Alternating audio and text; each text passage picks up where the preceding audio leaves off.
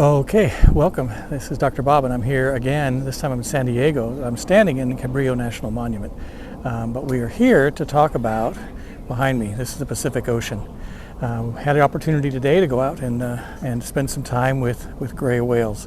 Gray whales are a great opportunity for us to talk a little bit more about evolution. They are often used in textbooks as a depiction of the evolutionary process of life originating in the water, migrating to land, where you get mammals.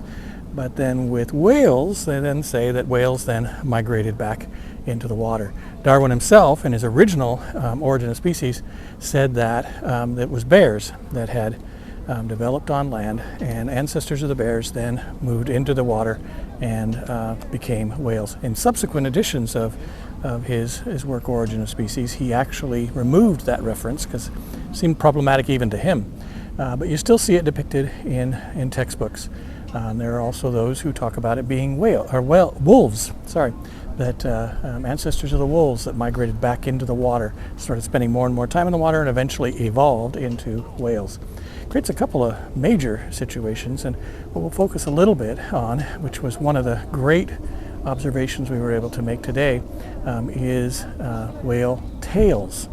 You'll notice with it, whether it's a bear or, although I don't know many people have had much time to spend time with a bear and see how they wag their tail, but most mammals on land, their tail moves from side to side. So that's true for wolves and dogs and all the others. And with whales, instead they've had to develop the ability for their tail to move up and down.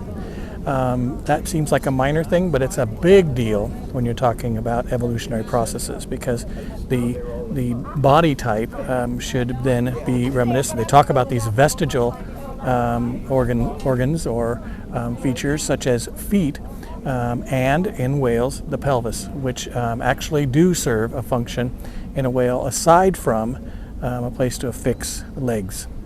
So the whale, even though you'll see in these college textbooks, you'll see this path that seems to lead from land mammals to whales. It's interesting that in those depictions they are always forced to use cartoons, because there are no actual organisms to depict what they are suggesting.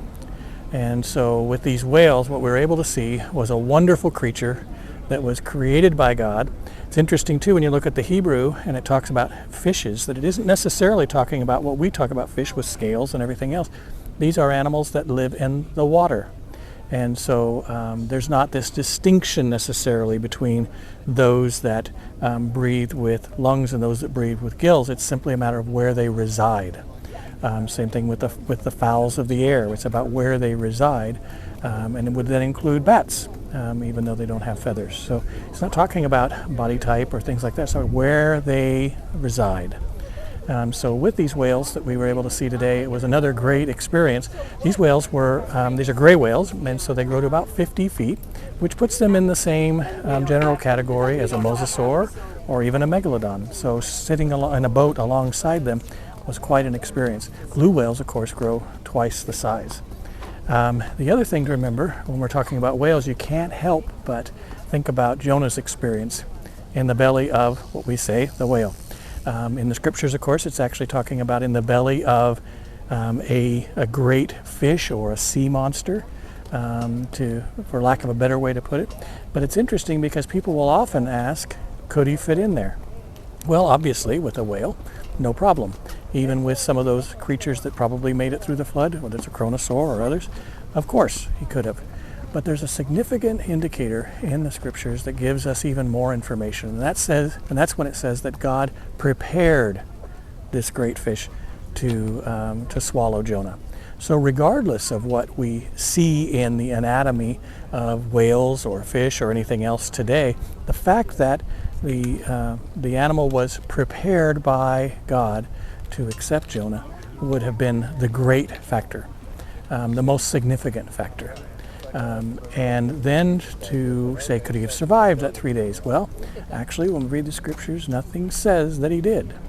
We know that he was within the belly of the whale for 3 days. How can we be so confident? Because even Christ himself refers to Just as Jonah was in the belly of the great fish for 3 days, so he would be in the tomb for 3 days. So nothing says that Jonah did survive that 3 days. Perhaps he did die, and then the Lord was able to bring him back to life to accomplish the mission he had given him to do. We shouldn't be so concerned about or so fearful of the miraculous, since we're all counting on miracles. But all in all, a great adventure to see some of God's greatest creations out here in the ocean. An amazing experience, and one more opportunity to look at it and just say, you know what God said actually happened. It's okay to believe. There's indications all around us that God's word is true. So again, Dr. Bob here in San Diego, California, at the Cabrillo National Monument with this beautiful view of the Pacific Ocean, reminding you that it's okay to believe.